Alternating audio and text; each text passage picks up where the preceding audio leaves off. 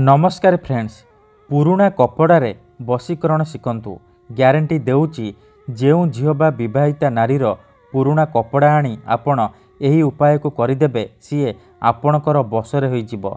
जहा चाहिबे ताहा करिवो। आज्ञा हाँ, आपण समस्तकर इच्छा थिबो निज पसंदर सुंदरी झियो को पटेइबा पई पड़िशा घर सुंदरी भाउज ठारू निजर मन मुताबक काम हासिल करिबा पई, किंतु ये एते सहज नुहे। एथिपई आमर तंत्रशास्त्ररू मु आज आपणक पई पुराणा कपड़ार एमिति एक महाशक्तिशाली वशीकरण नहीं आसीची, जहाकू आपण करिदेले सुंदरी सुंदरी झियो को मुहूर्तक भितरे पटेई पारिबे।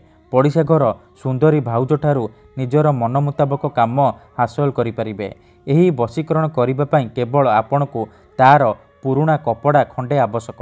प्रथमे आपण कौन करिवे, जेउ झियो बा नारी को आपण वशीकरण करने को चाहूँगी तार खंडिए पुराणा कपड़ा नहीं आसबे। तापरे 7टी लवंग आणिबे, खंडे साधा कागज आणिबे, कला रंगर कलम आणिबे, आउ अल्प टिके लाल सिंदूर आणिबे। जो कपड़ा आपण आनिचंती से कपड़ा को निजर सामने रखिबे, ता उपरे 7टी लवंग रखिबे। जो कागज आनिचंती से कागज रे गोटिए मंत्र लिखिबे, ओम चौन चामुंडाय आमुकं मे बश्यम कुरुकुरु फट स्वाहा। आमुकं जगार आपण से झियो बा स्त्रीर नाम लिखिबे जहाको आपण निज बसरे करने को चाहूँगी।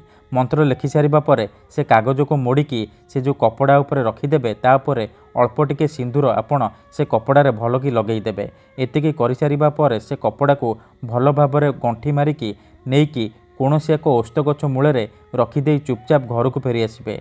ग्यारंटी देउची एतिकी करिकी देखंतु से झियो हेउ बा विवाहिता नारी आपणकर बसरे होइजिवो। धन्यवाद।